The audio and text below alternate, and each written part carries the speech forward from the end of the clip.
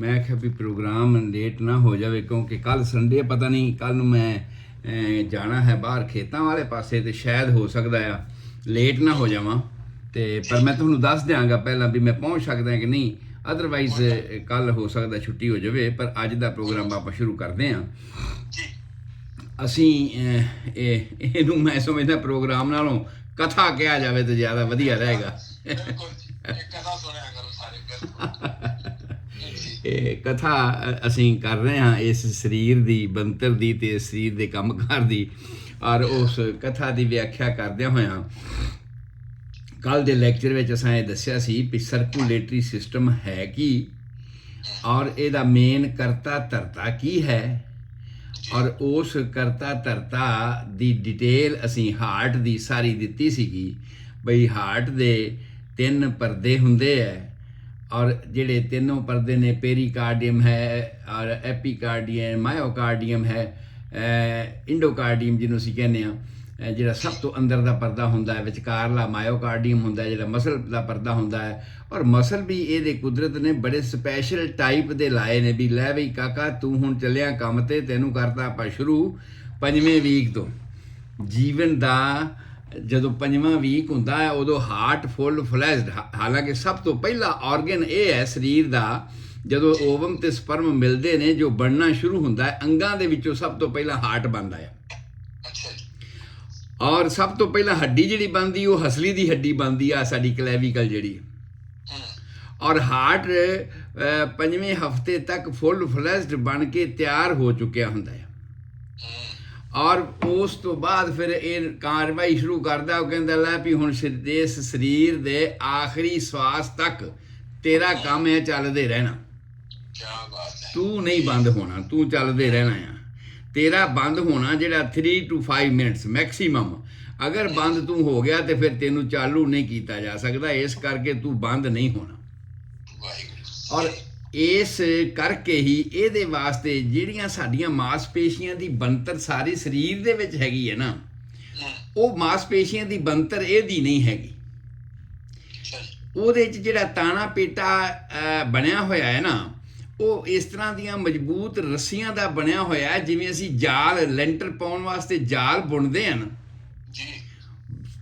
ਤਾਰਾਂ ਦਾ ਤੇ ਸੀਮੈਂਟ ਦਾ ਪਾ ਕੇ ਬਜਰੀ ਪਾ ਕੇ ਪੱਕਾ ਕੰਪੈਕਟ ਕਰਦੇ ਹਾਂ ਇਸ ਤਰ੍ਹਾਂ ਦਾ ਇਹ ਜਾਲ ਬੁਣਿਆ ਹੋਇਆ ਹੈ ਜਿਹਨੂੰ ਪਰਕਿੰਜੀ ਫਾਈਬਰ ਕਹਿੰਦੇ ਆ ਮੈਡੀਕਲ ਟਰਮ ਦੇ ਵਿੱਚ ਇਹਦਾ ਨਾਂ ਹੈ ਪਰਕਿੰਜੀ ਫਾਈਬਰ ਔਰ ਇਸ ਪਰਕਿੰਜੀ ਫਾਈਬਰ ਦੇ ਇਹ ਮਾਸਪੇਸ਼ੀਆਂ ਬਣੀਆਂ ਹੋਈਆਂ ਨੇ ਜਿਹੜੀਆਂ ਜਦੋਂ ਸ਼ੁਰੂ ਹੁੰਦੀਆਂ ਨੇ ਤੇ ਉਸ ਤੋਂ ਬਾਅਦ ਆਖਰੀ ਸਾਹ ਵੇਲੇ ਇਹਨਾਂ ਨੇ ਬੰਦ ਹੋਣਾ ਆ ਉਸ ਤੋਂ ਪਹਿਲਾਂ ਨਹੀਂ ਸੋ ਅਸੀਂ ਇਹ ਦੱਸਿਆ ਸੀ ਵੀ ਇਸ ਹਾਰਟ ਦਾ ਜਿਹੜਾ ਦਾਰੋਮਦਾਰ ਹੈਗਾ ਆ ਉਹ 4 ਖਾਨਿਆਂ ਦੇ ਵਿੱਚ ਹੁੰਦਾ ਹੈ 4 ਖਾਨਿਆਂ 'ਚੋਂ ਹੋ ਕੇ ਤੇ ਫਿਰ ਸਾਰੇ ਸਰੀਰ ਦੇ ਵਿੱਚ ਜਾਣਾ ਹੁੰਦਾ ਹੈ ਜਦੋਂ ਸਰੀਰ ਵਿੱਚ ਜਾਂਦਾ ਹੈ ਤੇ ਪਹਿਲੀ ਜਿਹੜੀ ਆਰਟਰੀ ਹੈ ਉਹਦਾ ਨਾਂ ਹੈਗਾ ਐਓਰਟਾ AORTA ਆਇਓਟਾ ਉਸ ਨਾਲੀ ਦਾ ਨਾਂ ਹੈਗਾ ਆ ਜਿਹੜਾ ਬਹੁਤ ਵੱਡਾ ਟਰੰਕ ਹੈ ਬਹੁਤ ਵੱਡਾ ਜਿਵੇਂ ਕਿਸੇ ਭਾਖੜਾ ਡੈਮ ਦੇ ਵਿੱਚੋਂ ਨਹਿਰ ਨਿਕਲਣ ਵਾਲੀ ਗੱਲ ਹੁੰਦੀ ਹੈ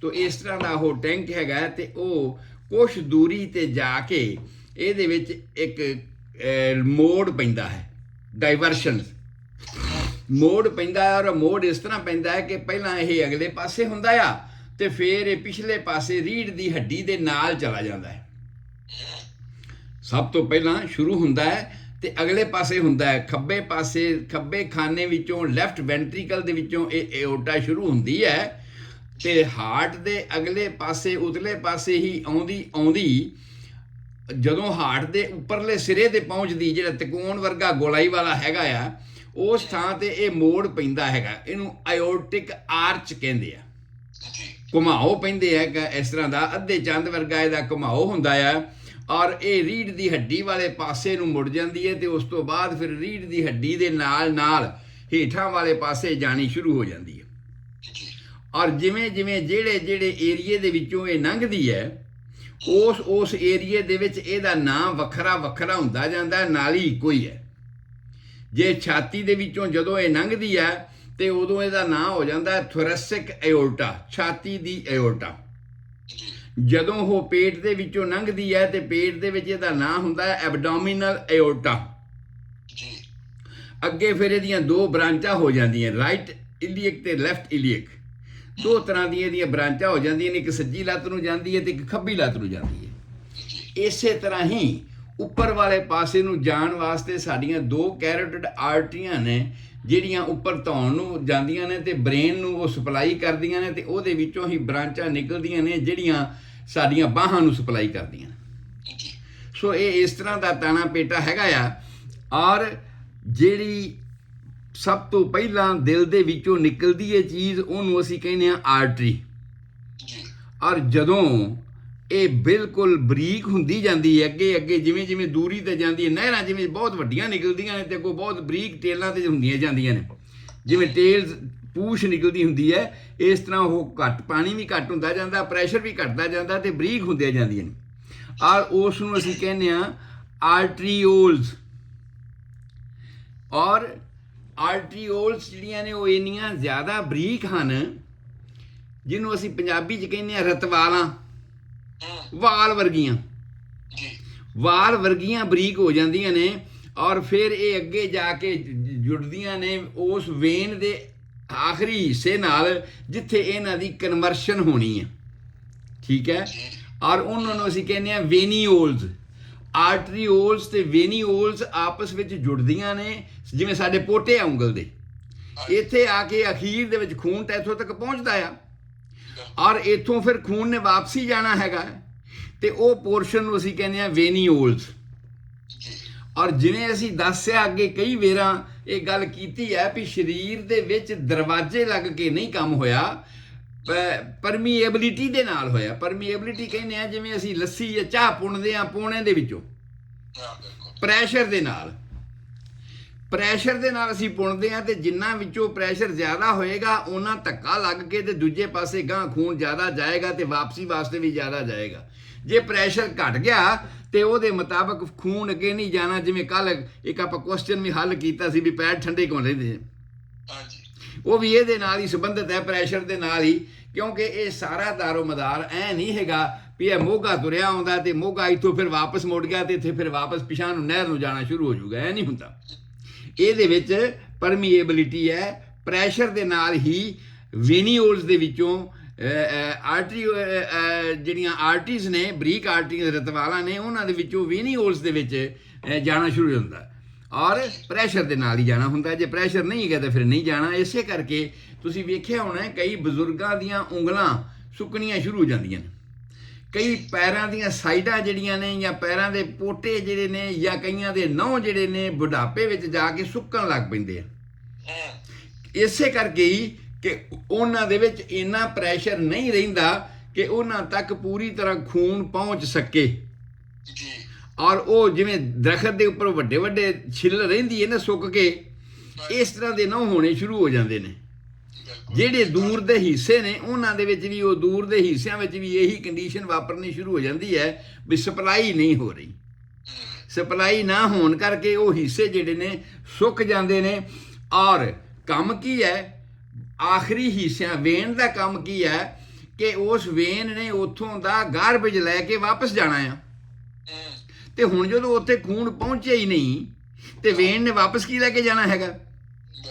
ਉਹ ਜਿਹੜਾ ਕੱਲ ਮੈਂ ਦੱਸਿਆ ਸੀ ਕੋਲੈਟਰਲ ਸਰਕੂਲੇਸ਼ਨ, ਆਰਟਰੀਜ਼ ਦਾ ਤੇ ਵੇਨਸ ਦਾ ਆਪਸ ਵਿੱਚ ਥਾਂ ਥਾਂ ਤੇ ਕੋਲੈਟਰਲ ਸਰਕੂਲੇਸ਼ਨ ਵੀ ਹੈਗਾ।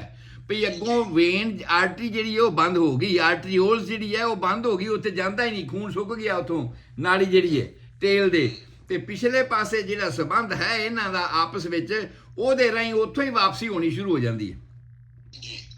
ਤੁਸੀਂ ਕਈਆਂ ਦੇ ਵੇਖਿਆ ਹੋਣਾ ਆ ਨੀਲੀਆਂ ਨੀਲੀਆਂ ਨਾੜਾਂ ਲੱਤਾਂ ਦੇ ਉੱਪਰ ਉੱਭਰ ਜਾਂਦੀਆਂ ਨੇ, ਜਿਹਨੂੰ ਵੇਰੀਕੋਜ਼ ਵੇਨਸ ਕਹਿੰਦੇ ਆ। ਇਹ ਇਸੇ ਕਰਕੇ ਹੀ ਹੋ ਜਾਂਦੀਆਂ ਨੇ ਕਿ ਉਸ ਥਾਂ ਤੇ ਖੂਨ ਜ਼ਿਆਦਾ ਇਕੱਠਾ ਹੋ ਗਿਆ ਤੇ ਜਿਹੜੇ ਉਹ ਵਾਲਵ ਅੰਦਰ ਲੱਗੇ ਸੀ ਦੱਸੇ ਸੀ ਵੇਨਸ ਦੇ ਵਿੱਚ, ਉਹਨਾਂ ਤੇ ਪ੍ਰੈਸ਼ਰ ਬਣ ਗਿਆ ਤੇ ਬੈਕਵਰਡ ਪ੍ਰੈਸ਼ਰ ਹੋ ਗਿਆ। ਨਲਕੇ ਦੀ ਬੋਕੀ ਪਾਣੀ ਬਾਹਰ ਨਹੀਂ ਕੱਢਦੀ, ਗਾਂ ਨਹੀਂ ਲੈ ਕੇ ਜਾ ਰਹੀ, ਪਿਛਾਂਹ ਨੂੰ ਹੀ ਆ ਰਿਹਾ ਹੈ।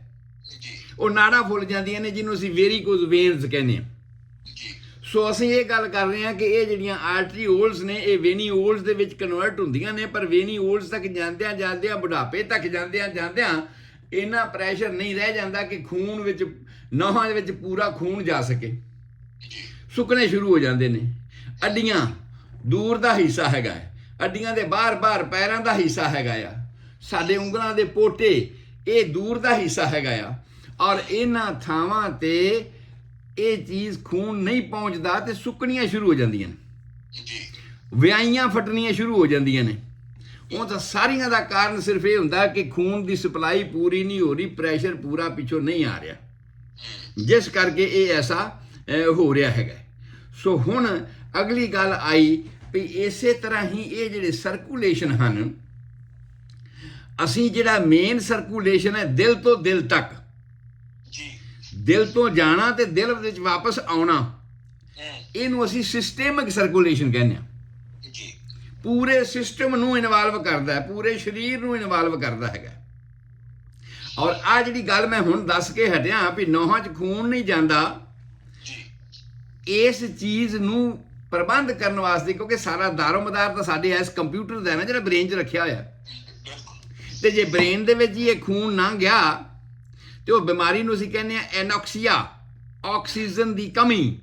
ਔਰ ਆ ਜਿਹੜੇ ਡਿਮੈਂਸ਼ੀਆ ਵਗੈਰਾ, ਪਾਗਲਪਨ ਵਗੈਰਾ, ਯਾਦਾਸ਼ਤ ਭੁੱਲਣੀ ਹੈ, ਨਾ ਭੁੱਲ ਜਾਂਦੇ ਨੇ। ਮੈਂ ਰੋਜ਼ ਹੀ ਗੱਲ ਕਰਦਾ ਸਰਦਾਰ ਦਰਸ਼ਨ ਸਿੰਘ ਹੋਰਾਂ ਨਾਲ, ਰੋਜ਼ ਹੀ ਮੈਨੂੰ ਪਤਾ ਕਿ ਦਰਸ਼ਨ ਸਿੰਘ ਖਾਖ ਉਹਨਾਂ ਦਾ ਨਾਂ ਆ, ਤੇ ਜਦੋਂ ਮੈਂ ਬੋਲਣ ਲੱਗਾ ਮੈਨੂੰ ਚੇਤਾ ਭੁੱਲ ਜਾ ਯਾਰ ਇਹਨਾਂ ਦਾ ਨਾਂ ਕੀ ਆ ਜੀ। ਔਰ ਇਹ ਸਾਡੇ ਨਿਊ ਜਰਸੀ ਵਿੱਚ ਤੇ ਮੇਰੇ ਬੜੇ ਸਤਿਕਾਰਯੋਗ ਹੈਗੇ ਆ ਗੁਰਦੁਆਰੇ ਦੇ ਸੈਕਟਰੀ ਸਾਹਿਬ ਆ ਜੀ, ਤੁਸੀਂ ਬਲੀਵ ਕਰੋ ਮੈਨੂੰ ਕੋਈ ਇੰਟਰਵਿਊ ਕਰਨ ਲੱਗ ਪਿਆ ਤੇ ਮੈਨੂੰ ਉਹਨਾਂ ਦਾ ਨਾਮ ਭੁੱਲ ਗਿਆ। ਤੁਸੀਂ ਗੱਲ ਕੀਤੀ ਆ ਹਾਂਜੀ ਹਾਂਜੀ, ਪੁਰਾਣੇ ਦੋਸਤ ਆ, ਇਹ ਜਦੋਂ ਮੈਂ ਗੱਲਾਂ ਬਾਤਾਂ ਦਿਮਾਗ 'ਚ ਲਾਇਆ ਤੇ ਫਿਰ ਮੁੜ ਕੇ ਯਾਦ ਆਇਆ ਤੇ ਤੁਰਨ ਲੱਗੇ ਨੇ ਇੰਟਰਵਿਊ ਕਰ ਲਈ, ਫਿਰ ਉਹਨਾਂ ਨੂੰ ਮੈਂ ਕਿਹਾ ਬੜੀ ਮਿਹਰਬਾਨੀ ਸਾਡਾ ਸਾਹਿਬ। ਤਾਂ ਕੁਦਰਤ ਨੇ ਕੋਸ਼ਿਸ਼ ਕੀਤੀ ਆਪਣੇ ਵੱਲੋਂ ਵੀ ਬੁਢਾਪੇ ਦੇ ਵਿੱਚ ਇਹ ਗੱਲ ਹੋਣੀ ਹੈ। ਉਹਨੂੰ ਅਸੀਂ ਕਹਿੰਦੇ ਆ ਸੇਨਾਈਲ ਡੀਕੇ। ਸੇਨਾਈਲ ਡੀਕੇ, ਬੁੱਢੇ ਹੋ ਕੇ ਖੁਰਨਾ। ਔਰ ਡੀਕੇ ਦਾ ਮਤਲਬ ਹੁੰਦਾ ਗਲਣਾ, ਸੜਨਾ, ਇਹ ਖਤਮ ਹੋਣਾ। ਸੋ ਬੁੱਢੇ ਹੋ ਕੇ ਜਿਹੜਾ ਚੀਜ਼ ਨੇ ਖਤਮ ਹੋਣਾ ਹੈ, ਉਹਦਾ ਫੰਕਸ਼ਨ ਖਤਮ ਹੋਣਾ ਹੈ, ਇਹ ਇੱਕ ਨਾਰਮਲ ਫੈਕਟਰ ਹੈ ਕੁਦਰਤ ਦਾ, ਔਰ ਇਹ ਚੱਲਣਾ ਹੀ ਹੈ। ਪਰ ਇਸ ਗੱਲ ਨੂੰ ਵੱਧ ਤੋਂ ਵੱਧ ਬਚਾਈ ਰੱਖਣ ਵਾਸਤੇ, ਕੁਦਰਤ ਨੇ ਇਹਦਾ ਪ੍ਰਬੰਧ ਕੀਤਾ ਹੈ ਵੀ ਸਿਰ ਵਾਲੇ ਪਾਸੇ ਉਹਨੇ ਇੱਕ ਦੀ ਥਾਂ ਤੇ 2 ਨਾੜੀਆਂ ਭੇਜਦੀਆਂ। ਔਰ 2 ਨਾੜੀਆਂ ਭੇਜਣ ਦਾ ਮਤਲਬ ਇਹ ਆ ਕਿ ਖੂਨ 2/3 ਹਿੱਸਾ ਸਭ ਤੋਂ ਪਹਿਲਾਂ ਦਿਲ ਨੂੰ ਹੀ ਜਾਂਦਾ ਆ, ਬ੍ਰੇਨ ਨੂੰ ਜਾਂਦਾ ਆ, ਬ੍ਰੇਨ ਨੂੰ ਜਾਂਦਾ ਆ। ਬਾਕੀ ਦੇ ਜਿਹੜਾ ਵੰਡਵਾ ਆ ਉਹ ਬਾਹਾਂ ਨੂੰ, ਪੇਟ ਨੂੰ ਤੇ ਲੱਤਾਂ ਨੂੰ ਜਾਣਾ ਸ਼ੁਰੂ ਹੁੰਦਾ ਆ। ਭਾਵ ਆਕਸੀਜਨ ਦੀ ਕਮੀ ਤੇ ਖੁਰਾਕ ਦੀ ਕਮੀ ਬ੍ਰੇਨ ਨੂੰ ਜਿੱਥੋਂ ਤੱਕ ਉਹ ਸੰਭਵ ਹੋ ਸਕੇ ਇਹ ਨਾ ਆਵੇ, ਉਸ ਨੂੰ ਬਚਾਉਣ ਵਾਸਤੇ ਕੁਦਰਤ ਨੇ 2 ਕੈਰੋਟਿਡ ਆਰਟਰੀਆਂ ਲਾਈਆਂ ਨੇ। ਇਹ ਜਿਹੜੀ ਧੌਣ ਦੇ ਵਿੱਚ ਉੱਪਰ ਨੂੰ ਖੂਨ ਲੈ ਕੇ ਜਾਂਦੀਆਂ ਨੇ ਨਾ, ਇਹਨਾਂ ਨੂੰ ਅਸੀਂ ਕੈਰੋਟਿਡ ਆਰਟਰੀਆਂ ਕਹਿੰਦੇ ਹਾਂ।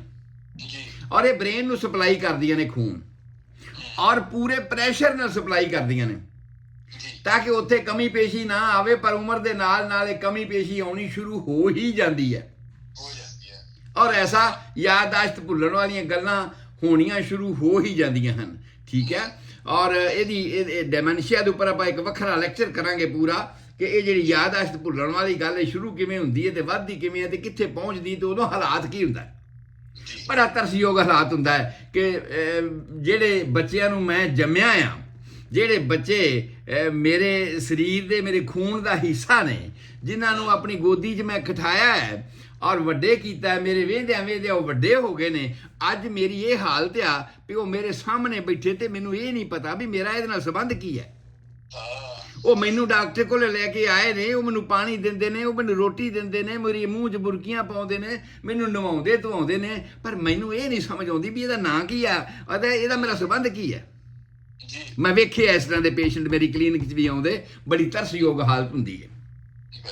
ਔਰ ਅਸੀਂ ਡਾਕਟਰ ਲੋਕ ਇਸ ਨੂੰ ਕਿਸੇ ਹੱਦ ਤੱਕ ਥੋੜ੍ਹੇ ਸਮੇਂ ਲਈ ਰੋਕ ਤਾਂ ਸਕਦੇ ਹਾਂ। ਕੋਈ ਦਾਅਵਾ ਇਹ ਕਰੇ ਵੀ ਮੈਂ ਡਿਮੈਂਸ਼ੀਆ ਨੂੰ ਠੀਕ ਕਰ ਲਵਾਂਗਾ ਓਲਡ ਏਜ ਵਾਲੇ ਨੂੰ, ਤੇ ਗਲਤ ਗੱਲ ਆ।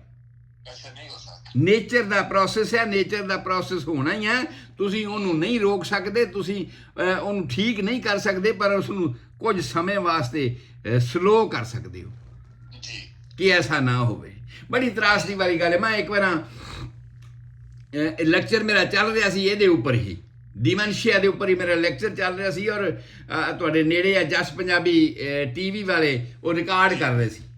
ਮੈਂ ਤੇ ਲੈਕਚਰ ਕਰ ਰਿਹਾ ਸੀ ਆਪਣੇ ਮੂਡ ਦੇ ਵਿੱਚ, ਜਿਸ ਤਰ੍ਹਾਂ ਆਪਾਂ ਹੁਣ ਬੈਠੇ ਗੱਲ ਕਰ ਰਹੇ ਹਾਂ।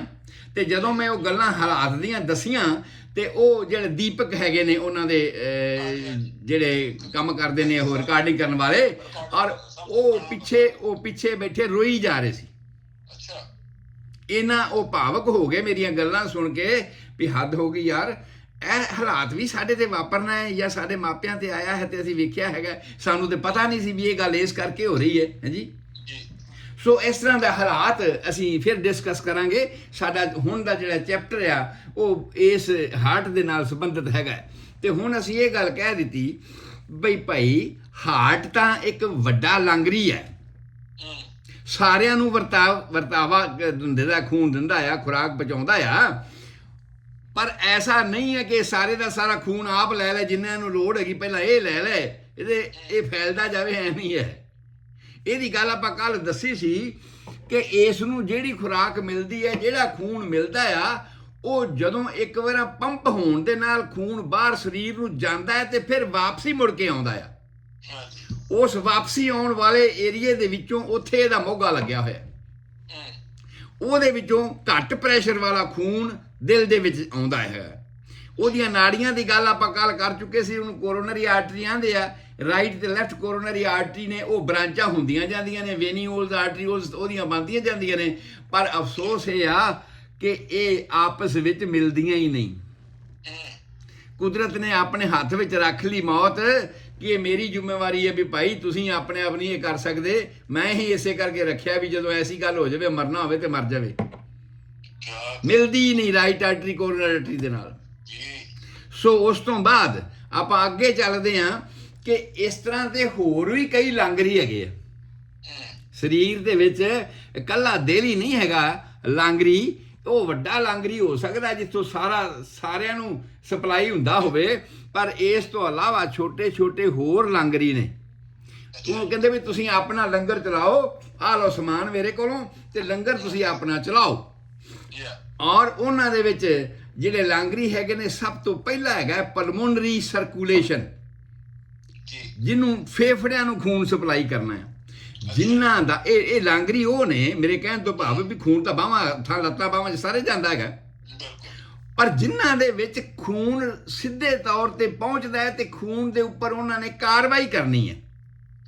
ਉਹਨਾਂ ਨੇ ਖੂਨ ਦੇ ਵਿੱਚ ਕੁਝ ਜੋੜਨਾ ਆ, ਕੁਝ ਖੂਨ ਦੇ ਵਿੱਚੋਂ ਕੱਢਣਾ ਆ, ਉਹਨਾਂ ਨੂੰ ਅਸੀਂ ਲਾਂਗਰੀ ਕਹਿੰਦੇ ਹਾਂ। ਰਾਜਮਾਂਹ 'ਚ ਦੂਜੇ ਮਾਂਹ ਲਾ ਦੇਣੇ ਨੇ, ਮਾਂਹ ਦੀ ਦਾਲ ਵਿੱਚ ਦੂਸਰੀ ਦਾਲ ਲਾ ਦੇਣੀ ਤੇ ਮਿਕਸ ਜਿਹੜਾ ਮਸਾਲਾ ਤਿਆਰ ਕਰ ਦੇਣਾ ਉਹਨਾਂ ਨੇ। ਜਿਹੜੇ ਅੰਗ ਇਸ ਤਰ੍ਹਾਂ ਦਾ ਕੰਮ ਕਰਦੇ ਨੇ ਕਿ ਖੂਨ ਦਿਲ ਵੱਲੋਂ ਜਿਹੜਾ ਆਇਆ ਆ ਉਹਦੇ ਉੱਪਰ ਕੁਝ ਅਸੀਂ ਘਟਾਉਣਾ ਹੈ ਤੇ ਕੁਝ ਅਸੀਂ ਵਧਾਉਣਾ ਆ। ਉਹ ਜਿਹੜੇ ਅੰਗ ਨੇ ਉਹਨਾਂ ਨੂੰ ਅਸੀਂ ਕਹਿੰਦੇ ਆ ਛੋਟੇ ਲਾਂਗਰੀ ਨੇ। ਉਹ ਕੀ ਬਾਤ ਹੈ। ਹਾਂਜੀ, ਔਰ ਉਹ ਛੋਟੇ ਲਾਂਗਰੀ ਨੇ, ਪਹਿਲੇ ਲਾਂਗਰੀ ਨੇ ਛਾਤੀ ਦੇ ਵਿੱਚ ਪਲਮੋਨਰੀ ਸਰਕੂਲੇਸ਼ਨ ਨੂੰ ਅਸੀਂ ਕਹਿੰਦੇ ਆ।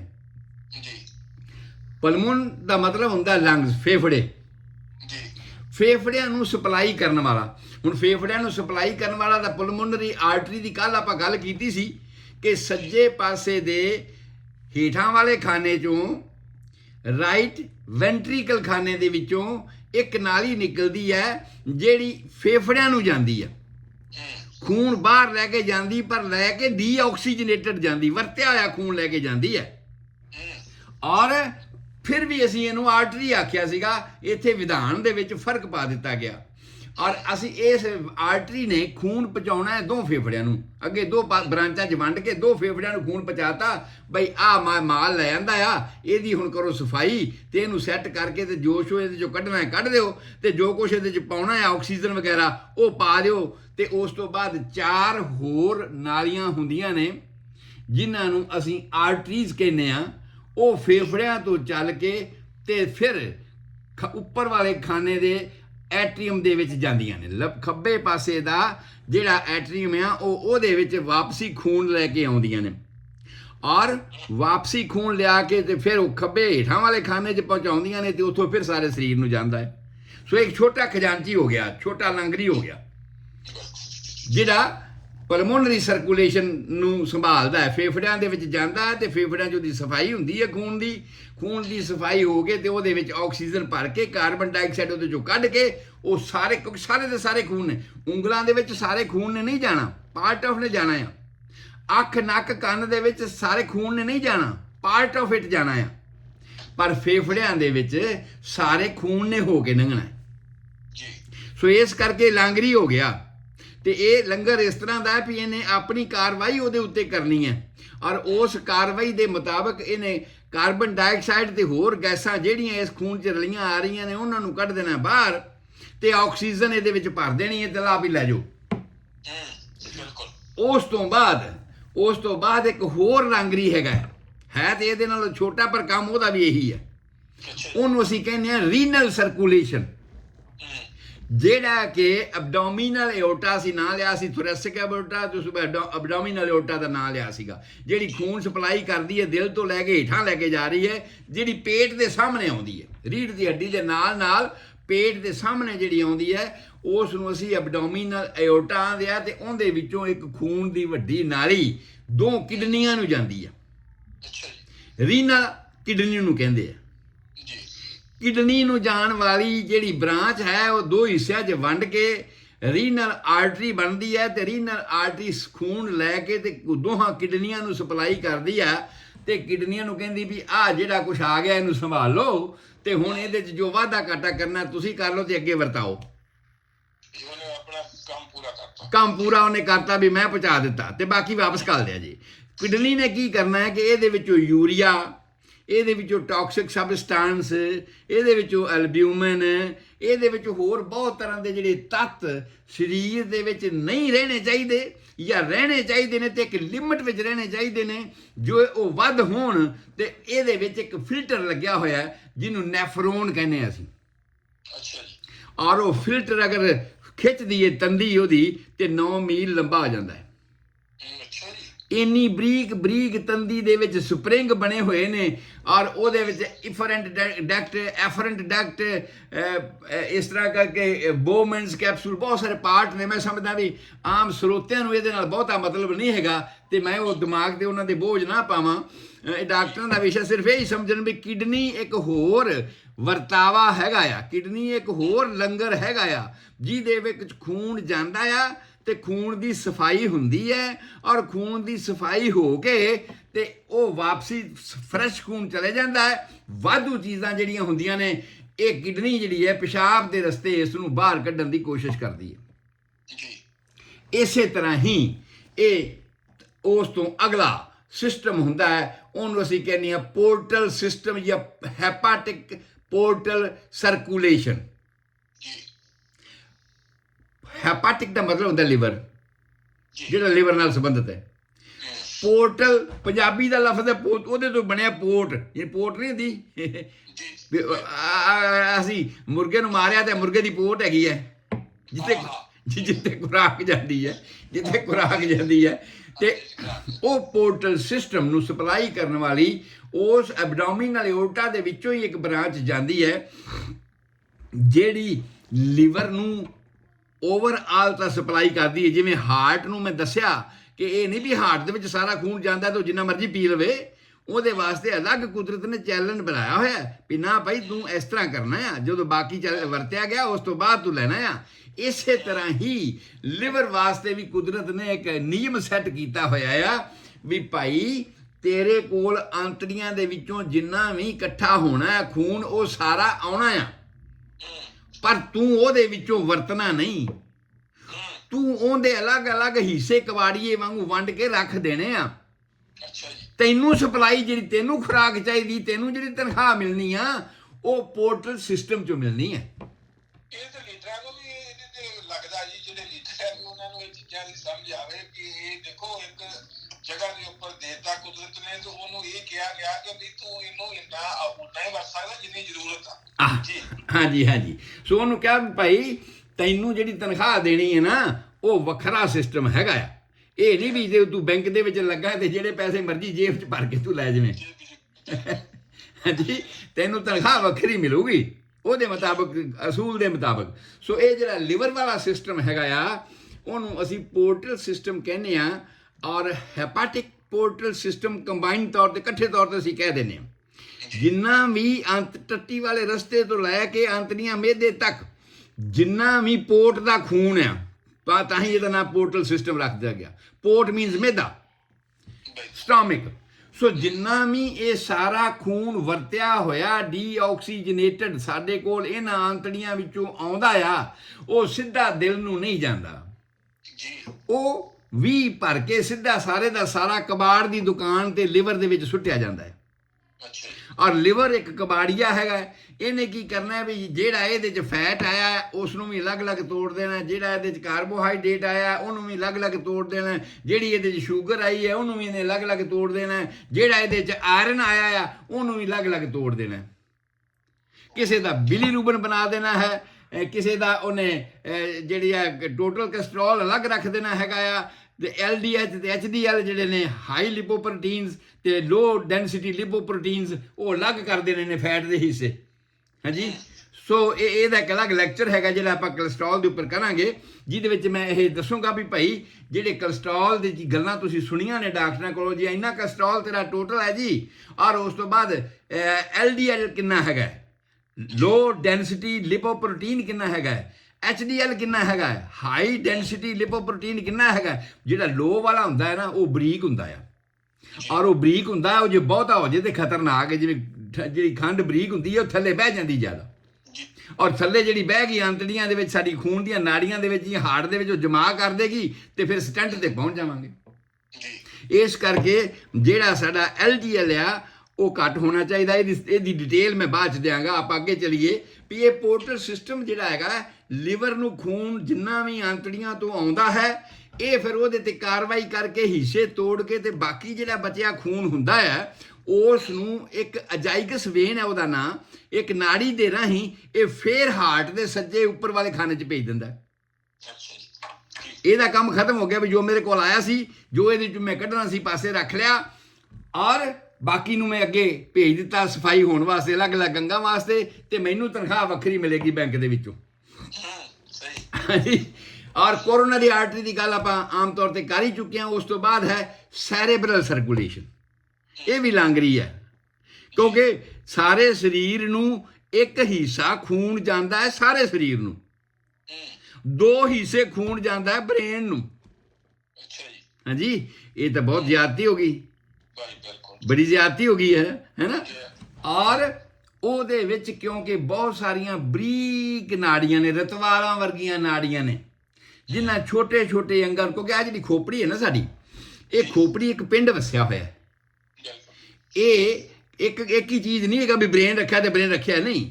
ਇਹਦੇ ਵਿੱਚ ਬਹੁਤ ਸਾਰੇ ਘਰ ਨੇ, ਜਿਵੇਂ ਸੈਰੇਬਰਮ ਹੈ, ਸੈਰੀਬੇਲਮ ਹੈ, ਜਿਵੇਂ ਮੌਸ ਹੈ, ਜਿਵੇਂ ਮੈਡੂਲਾ ਐਬਲੋਂਗਟਾ ਹੈ, ਬਹੁਤ ਸਾਰੀਆਂ ਚੀਜ਼ਾਂ ਹਨ। ਜਦੋਂ ਇਹਦੀ ਡਿਟੇਲ ਆਏਗੀ ਮੈਂ ਵੀ ਦੱਸਾਂਗਾ ਇੱਕ ਇੱਕ ਅੰਗ ਦਾ ਕੰਮ ਕੀ ਹੈਗਾ, ਉਹ ਹੈਗਾ ਕਿੱਥੇ ਹੈਗਾ ਸਿਰ ਦੇ ਵਿੱਚ, ਸੋ ਉਹਦਾ ਫੰਕਸ਼ਨ ਕੀ ਹੈਗਾ, ਇਹ ਸਾਰੀਆਂ ਗੱਲਾਂ ਮੈਂ ਡਿਟੇਲ 'ਚ ਦੱਸਾਂਗਾ ਆਪਣੇ ਪਾਠਕਾਂ ਨੂੰ। ਸੋ ਹੁਣ ਇਹ ਆਇਆ ਵੀ ਇਸ ਬ੍ਰੇਨ ਵਾਸਤੇ ਇਹਦਾ ਵੀ ਇੱਕ ਅਲੱਗ ਸਰਕੂਲੇਸ਼ਨ, ਸੈਰੇਬਰਲ ਸਰਕੂਲੇਸ਼ਨ ਅਸੀਂ ਇਹਨੂੰ ਆਨੇ ਆ।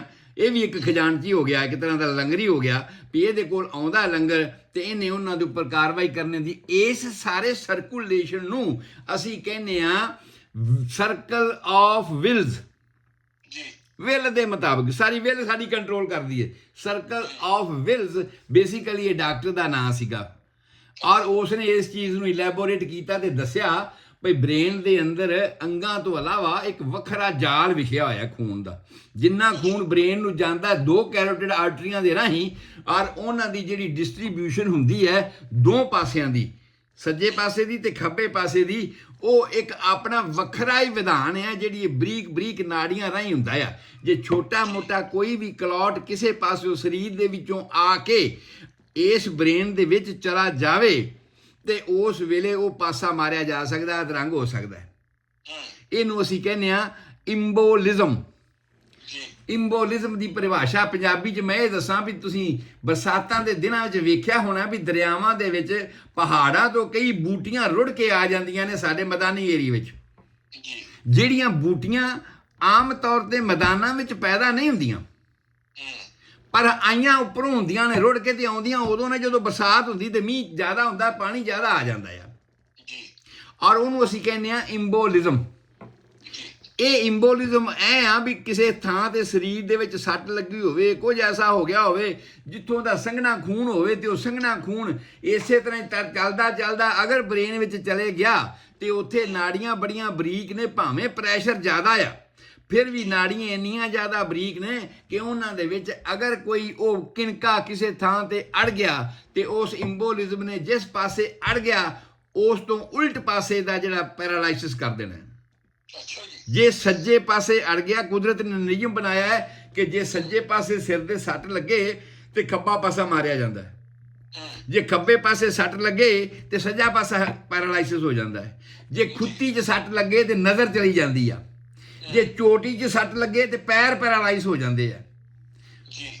ਮਤਲਬ ਉੱਥੇ ਇਹਨੇ ਸਾਰਾ ਸਿਸਟਮ ਹੀ ਰਲਗੜ ਕੀਤਾ ਜਿਵੇਂ ਕਿਸੇ ਨੂੰ ਭੁੱਲ ਭੁਲਈਆਂ ਨਹੀਂ ਬਣਾਈ ਦੀਆਂ। ਭੁੱਲ ਭੁਲਈਆਂ ਬਣਾਉਣ ਵਾਲੀ ਕੁਦਰਤ ਨੇ ਕੋਸ਼ਿਸ਼ ਕੀਤੀ ਹੋਈ ਹੈ ਵੀ ਬ੍ਰੇਨ ਛੇਤੀ ਛੇਤੀ ਡੈਮੇਜ ਨਾ ਹੋ ਸਕੇ, ਜੇ ਕੋਈ ਮਾਰਨ ਵਾਸਤੇ ਆਵੇ ਵੀ ਤੇ ਇਹਦੇ ਤੱਕ ਪਹੁੰਚ ਨਾ ਸਕੇ, ਸਾਰੀ ਇਹਦੀ ਜਿਹੜੀ ਖੇਡ ਹੈ ਖਰਾਬ ਨਾ ਹੋ ਜਾਵੇ। ਸੋ ਇਹ ਬੜਾ ਕੰਪਲੀਕੇਟਡ ਤੇ ਇੰਟਰਸਟਿੰਗ ਹੈਗਾ। ਸਾਡੇ ਮੈਡੀਕਲ ਕਾਲਜਾਂ 'ਚ ਪੜ੍ਹਦਿਆਂ ਹੋਇਆਂ ਨਾ ਸਭ ਤੋਂ ਔਖਾ ਸਬਜੈਕਟ ਨਰਵਸ ਸਿਸਟਮ ਦਾ ਹੁੰਦਾ ਸੀ ਜਦੋਂ ਬ੍ਰੇਨ ਪੜ੍ਹਦੇ ਸਾਂ। ਸਭ ਤੋਂ ਔਖਾ ਸਿਸਟਮ ਇਹ ਹੁੰਦਾ ਸੀਗਾ ਇਹ ਪੜ੍ਹਨ ਵਾਲਾ, ਪਰ ਜਦੋਂ ਇੰਟਰਸਟ ਹੁੰਦਾ ਸੀਗਾ ਉਹ ਆਪਣੇ ਆਪ ਗੱਲਾਂ ਕਲੀਅਰ ਹੁੰਦੀਆਂ ਜਾਂਦੀਆਂ, ਬੜਾ ਸਵਾਦ ਆਉਂਦਾ ਸੀ, ਇੰਟਰਸਟ ਆਉਂਦਾ ਸੀ ਪੜ੍ਹਨ ਵਾਸਤੇ। ਹਾਂਜੀ, ਸੋ ਇਹ ਇਸ ਤਰ੍ਹਾਂ ਦਾ ਸਿਸਟਮ ਹੈ ਜਿਹੜਾ ਸੈਰੇਬਰਲ ਸਰਕੂਲੇਸ਼ਨ ਅਸੀਂ ਇਸ ਨੂੰ ਕਹਿੰਦੇ ਹਾਂ। ਇਹਦੇ ਵਿੱਚ ਵੀ ਉਸੇ ਤਰ੍ਹਾਂ ਦੀਆਂ ਬਰੀਕ ਨਾੜੀਆਂ ਨੇ, ਪਰ ਪ੍ਰੋਬਲਮ ਇਹਨਾਂ ਦੀ ਇਹ ਆ ਕਿ ਇਹ ਬਾਕੀ ਸਰੀਰ ਦੀਆਂ ਵੇਨੀਓਲਸ ਨਾਲੋਂ, ਆਰਟਰੀਓਲਸ ਨਾਲੋਂ ਵੀ ਬਰੀਕ ਨੇ, ਜਿਹਦੇ ਵਿੱਚ ਛੇਤੀ ਕੋਈ ਨਾ ਕੋਈ ਜਮਾ ਹੋ ਜਾਣ ਦਾ ਖਤਰਾ ਬਣਿਆ ਰਹਿੰਦਾ ਹੈ। ਇਸੇ ਕਰਕੇ ਕੁਦਰਤ ਨੇ ਵੱਧ ਪ੍ਰੈਸ਼ਰ ਪਹੁੰਚਾਉਣ ਵਾਸਤੇ ਇਸੇ ਪਾਸੇ ਨੂੰ ਦੋ ਮੋਗੇ ਛੱਡੇ ਆ। ਹਾਂਜੀ, ਕਿ ਪ੍ਰੈਸ਼ਰ ਬਣਿਆ ਰਿਹਾ ਯਾਰ, ਕੋਈ ਛੇਤੀ ਚੀਜ਼ ਜਾਮ ਨਾ ਹੋ ਜਾਵੇ ਇਹਦੇ ਵਿੱਚ। ਜੇ ਜਾਮ ਹੋ ਗਈ ਤੇ ਕੰਮ ਖਰਾਬ ਹੋ ਜਾਣਾ, ਬ੍ਰੇਨ ਕੰਮ ਹੋਇਆ ਖਤਮ ਹੋਇਆ ਤੇ ਫਿਰ ਵਿਚਾਰੇ ਕਈ ਲੋਕ ਅਨਕੌਂਸ਼ੀਅਸ ਹਾਲਤ ਵਿੱਚ ਕੌਮਾ 'ਚ ਚਲਾ ਗਿਆ ਜੀ ਫਲਾਣਾ, ਤੇ ਕੌਮਾ 'ਚ ਕਈ ਸਾਲ ਵੀ ਲੋਕ ਪੈ ਰਹਿੰਦੇ ਨੇ, ਬਾਕੀ ਕੰਮ ਸਾਰਾ ਕਰੀ ਜਾ ਰਹੇ ਨੇ ਪਰ ਹੋਸ਼ ਨਹੀਂ ਹੈਗੀ। ਸੋ ਐਸਾ ਇਹ ਸਿਸਟਮ ਹੈ ਸਰ ਦਰਸ਼ਨ ਸਿੰਘ ਜੀ। ਸੋ ਇਸ ਤੋਂ ਅੱਗੇ ਅਸੀਂ ਫੇਰ ਚੱਲਾਂਗੇ। ਅੱਜ ਅਸੀਂ ਇਹ ਸਰਕੂਲੇਟਰੀ ਸਿਸਟਮ ਦਾ ਜਿਹੜਾ ਬਿਓਰਾ ਹੈ ਉਹ ਸਾਰੇ ਸਰੋਤਿਆਂ ਦੇ ਨਾਲ ਸਾਂਝਾ ਕਰ ਦਿੱਤਾ ਵੀ ਸਰਕੂਲੇਸ਼ਨ ਹਾਰਟ ਤੋਂ ਚੱਲਦਾ ਆ, ਕਿੰਨੀ ਤਰ੍ਹਾਂ ਦੀਆਂ ਨਾੜੀਆਂ ਨੇ, ਆਰਟਰੀ ਦੇ ਵੇਨਸ ਨੇ, ਕਿੱਥੇ ਕਿੱਥੇ ਜਾਂਦੀਆਂ ਨੇ, ਉੱਥੇ ਉਹਨਾਂ ਦਾ ਨਾਮ ਵੱਖਰਾ ਹੋ ਜਾਂਦਾ ਹੈ, ਬ੍ਰੇਨ ਵਾਲੀਆਂ ਨੂੰ ਜਾਣ ਦਾ ਨਾਮ ਵੱਖਰਾ ਹੋ ਜਾਂਦਾ ਆ, ਕੰਮਕਾਰ ਉਹਨਾਂ ਦਾ ਕੀ ਹੁੰਦਾ ਆ, ਔਰ ਇਸ ਤਰ੍ਹਾਂ ਦੇ ਹੋਰ ਕਿਹੜੇ ਕਿਹੜੇ ਗਰੁੱਪ ਸਰੀਰ ਦੇ ਵਿੱਚ ਹੈਗੇ ਨੇ ਜਿਹੜੇ ਸਾਰੇ ਖੂਨ ਨੂੰ ਲੈਂਦੇ ਨੇ, ਸਫਾਈ ਕਰਕੇ ਵਾਪਸ ਭੇਜਦੇ ਆ। ਸੋ ਇਹ ਅੱਜ ਦਾ ਆਪਣਾ ਪ੍ਰੋਗਰਾਮ ਸਮਾਪਤ ਹੁਣ ਹੋ ਸਕਦਾ ਹੈ, ਸ਼ਾਇਦ ਆਪਾਂ ਮੰਡੇ ਸੋਮਵਾਰ ਨੂੰ ਫਿਰ ਮਿਲੀਏ। ਜੇ ਹੋ ਸਕਿਆ ਤੇ ਮੈਂ ਜ਼ਰੂਰ ਕਰਾਂਗਾ, ਜੇ ਨਾ ਹੋ ਸਕਿਆ ਤੇ ਫਿਰ ਕਿਉਂਕਿ ਮੈਂ ਬਾਹਰ ਜਾਣਾ ਹੈ ਖੇਤਾਂ ਵਾਲੇ ਪਾਸੇ ਨੂੰ ਕੱਲ੍ਹ ਨੂੰ, ਤੇ ਜੇ ਨਾ ਹੋ ਸਕਿਆ ਤੇ ਫਿਰ ਆਪਾਂ ਮੰਡੇ ਜ਼ਰੂਰ ਮਿਲਾਂਗੇ। ਸੋ ਮੈਂ ਗੁਰਦੀਪ ਸਿੰਘ ਸੰਧੂ ਤੁਹਾਡਾ ਹੋਮਿਓਪੈਥਿਕ ਕੰਸਲਟੈਂਟ ਤੁਹਾਡੀ ਸੇਵਾ 'ਚ ਹਾਜ਼ਰ ਹਾਂ। 7021 ਵਿਲੇਜ ਪਾਰਕਵੇ ਡਬਲਨ ਦੇ ਉੱਪਰ। ਮੇਰਾ ਫ਼ੋਨ ਨੰਬਰ 4086871899 ਔਰ ਈਮੇਲ ਐਡਰੈਸ ਹੈ homeomedicine HOMEOMEDICINE@yahoo.com। ਕਿਸੇ ਵੀ ਵੇਲੇ ਫੋਨ ਕਰਕੇ ਜਾਂ ਈਮੇਲ ਕਰਕੇ ਤੁਸੀਂ ਮੇਰੇ ਨਾਲ ਰਾਬਤਾ ਕਾਇਮ ਕਰ ਸਕਦੇ ਹੋ, ਤੇ ਕਿਸੇ ਬਿਮਾਰੀ ਬਾਰੇ ਸਮਝਣਾ ਚਾਹੁੰਦੇ ਹੋ ਜਾਂ ਕਿਸੇ ਹਾਲਾਤ ਬਾਰੇ ਜਾਣਕਾਰੀ ਤੁਹਾਨੂੰ ਚਾਹੀਦੀ ਹੈ ਜਾਂ ਹੋਮਿਓਪੈਥਿਕ ਤਰੀਕੇ ਨਾਲ ਇਲਾਜ ਕਰਵਾਉਣਾ ਚਾਹੁੰਦੇ ਹੋ ਤੇ ਤੁਸੀਂ ਕਾਲ ਕਰ ਸਕਦੇ ਹੋ। ਦਰਸ਼ਨ ਸਿੰਘ ਜੀ, ਜਾਂਦੇ ਜਾਂਦੇ ਇੱਕ ਗੱਲ ਮੈਂ ਤੁਹਾਡੇ ਨਾਲ ਸਾਂਝੀ ਕਰਨੀ ਚਾਹੁੰਦਾ। ਬਠਿੰਡੇ ਤੋਂ ਕਿਸੇ ਬੀਬੀ ਦੀ ਕਾਲ ਆਈ ਮੈਨੂੰ, ਮੈਸੇਜ, ਉਹ ਪ੍ਰੋਗਰਾਮ ਸੁਣਦੇ ਹੋਣੇ ਨੇ ਉੱਥੇ, ਤੇ ਮੈਨੂੰ ਬੜੇ ਅਜੀਬ ਲੱਗਿਆ। ਮੈਨੂੰ ਉਹ ਬੀਬੀ ਕਹਿੰਦੇ ਜੀ ਮੇਰੇ ਕੋਲ ਹੈ, ਨੋਟ ਕੀਤਾ ਹੈ ਫੋਨ ਦੇ ਵਿੱਚ। ਮੈਨੂੰ ਕਹਿੰਦੀ ਜੀ ਮੈਂ ਤੁਹਾਡੇ ਨਾਲ ਨਾ ਡਾਕਟਰ ਸਾਹਿਬ ਕੋਈ ਗੱਲ ਸਾਂਝੀ ਕਰਨੀ ਸੀ। ਮੈਂ ਕਿਹਾ ਕਰੋ ਬੀਬਾ। ਉਮਰ ਤੋਂ ਤਾਂ ਮੈਨੂੰ ਬੱਚਿਆਂ ਵਾਂਗ ਹੀ ਲੱਗਦੀ ਸੀ ਵੀ ਵੱਧ ਤੋਂ ਵੱਧ 30 ਸਾਲ ਦੀ ਹੋਏਗੀ ਉਹ, ਤੇ ਕਰੋ ਭਾਈ ਗੱਲ। ਕਹਿੰਦੀ ਜੀ ਪਹਿਲਾਂ ਮੇਰਾ ਸਵਾਲ ਇਹ ਹੈ ਵੀ ਤੁਸੀਂ ਅੰਮ੍ਰਿਤਧਾਰੀ ਹੋ? ਮੈਂ ਕਿਹਾ ਬੀਬੀ ਮੈਂ ਡਾਕਟਰ ਹਾਂ, ਤੁਸੀਂ ਡਾਕਟਰ ਨਾਲ ਗੱਲ ਕਰ ਰਹੇ ਹੋ, ਤੁਹਾਡਾ ਕੰਮ ਬਿਮਾਰੀ ਨਾਲ ਸੰਬੰਧਿਤ ਹੈਗਾ, ਮੇਰੇ ਅੰਮ੍ਰਿਤਧਾਰੀ ਹੋਣ ਵਾਲੇ ਦਾ ਕੀ ਸੰਬੰਧ ਆ? ਨਹੀਂ ਜੀ ਮੈਂ ਅੰਮ੍ਰਿਤਧਾਰੀ ਹਾਂ ਤੇ ਮੈਂ ਬਗੈਰ ਅੰਮ੍ਰਿਤਧਾਰੀ ਤੋਂ ਕਿਸੇ ਡਾਕਟਰ ਕੋਲੋਂ ਦਵਾਈ ਨਹੀਂ ਲੈਣੀ। ਅੱਛਾ ਜੀ, ਕੀ ਬਾਤ। ਉਹ ਮੇਰੇ ਕੋਲ ਨੋਟ ਕੀਤਾ ਹੋਇਆ ਫੋਨ ਦੇ ਵਿੱਚ ਅਜੇ ਵੀ। ਭਈ ਹੱਦ ਹੋ ਗਈ। ਉਹ ਡਾਕਟਰ ਦੀ ਕੋਈ ਜਾਤ ਨਹੀਂ ਹੁੰਦੀ, ਕੋਈ ਧਰਮ ਨਹੀਂ ਹੁੰਦਾ, ਕੋਈ ਕੁਝ ਨਹੀਂ ਹੁੰਦਾ। ਡਾਕਟਰ ਦਾ ਧਰਮ ਹੁੰਦਾ ਮਰੀਜ਼ ਨੂੰ ਠੀਕ ਕਰਨਾ। ਸੋ ਇਸ ਕਰਕੇ ਸਾਰੇ ਸਰੋਤਿਆਂ ਨੂੰ ਮੈਂ ਬੇਨਤੀ ਕਰਦਾ ਹਾਂ, ਉਹ ਭਾਈ ਕਿਸੇ ਦਾ ਕੋਈ ਧਰਮ ਨਹੀਂ, ਪੱਗ ਬੰਨ੍ਹ ਨਾਲ ਰਹਿਣ ਨਾਲ ਵੀ ਇਹਦਾ ਮਤਲਬ ਇਹ ਨਹੀਂ ਹੈਗਾ ਵੀ ਮੇਰੇ ਕੋਲ ਜਿਹੜੇ ਹਿੰਦੂ ਵੀਰ ਨਾ ਹੋਣ ਜਾਂ ਮੇਰੇ ਕੋਈ ਹੋਰ ਦੂਜੇ ਨਾ ਹੋਣ। ਮੇਰਾ ਧਰਮ ਹੈ ਤੁਹਾਡੀ ਸੇਵਾ ਕਰਨਾ, ਤੁਹਾਡੀਆਂ ਬਿਮਾਰੀਆਂ ਦਾ ਜਿੱਥੋਂ ਤੱਕ ਹੋ ਸਕੇ ਉਹਨਾਂ ਦਾ ਪ੍ਰਬੰਧ ਕਰਨਾ, ਇਲਾਜ ਕਰਨਾ। ਸੋ ਇਸ ਕਰਕੇ ਕਿਸੇ ਵੀ ਮੇਰੇ ਵੀਰ ਨੂੰ ਜ਼ਰੂਰਤ ਹੋਵੇ, ਮੇਰੀ ਭੈਣ ਨੂੰ, ਮੇਰੀ ਬੱਚੀ ਨੂੰ ਕਿਸੇ ਤਰ੍ਹਾਂ ਦੀ ਜ਼ਰੂਰਤ ਹੈਗੀ, ਉਹ ਸਮਝਦੇ ਨੇ ਵੀ ਮੈਂ ਉਹਦਾ ਕੋਈ ਸਵਾਲ ਹੱਲ ਕਰ ਸਕਦਾ ਹਾਂ, ਤੇ ਇਹੋ ਜਿਹੀਆਂ ਸ਼ਰਤਾਂ ਨਾ ਰੱਖੋ ਵੀ ਮੈਂ ਅੰਮ੍ਰਿਤਧਾਰੀ ਹਾਂ ਕਿ ਨਹੀਂ ਹਾਂ। ਸੋ ਬੇਨਤੀ ਹੈ, ਤੁਹਾਡੀ ਚੰਗੀ ਸਿਹਤ ਲਈ ਦੁਆ ਕਰਦਾ ਹਾਂ। ਅਸੀਂ ਵੀ ਬੇਨਤੀ ਕਰਾਂਗੇ ਭੈਣੇ, ਤੂੰ ਜੇ ਤੈਨੂੰ ਡਾਕਟਰ ਸਾਹਿਬ ਨਾਲ ਗੱਲ ਕਰ, ਉਹਨਾਂ ਅੰਮ੍ਰਿਤਧਾਰੀ ਹੋਣ ਨਾ ਜਾਂ ਨਾ ਹੋਣ, ਬੜੀ ਮਿਹਰਬਾਨੀ ਡਾਕਟਰ ਸਾਹਿਬ, ਸ਼ੁਕਰੀਆ। ਓਕੇ ਜੀ, ਮਿਹਰਬਾਨੀ। ਧੰਨਵਾਦ ਤੁਹਾਡਾ। ਸਤਿ ਸ਼੍ਰੀ ਅਕਾਲ। ਸਤਿ ਸ਼੍ਰੀ ਅਕਾਲ।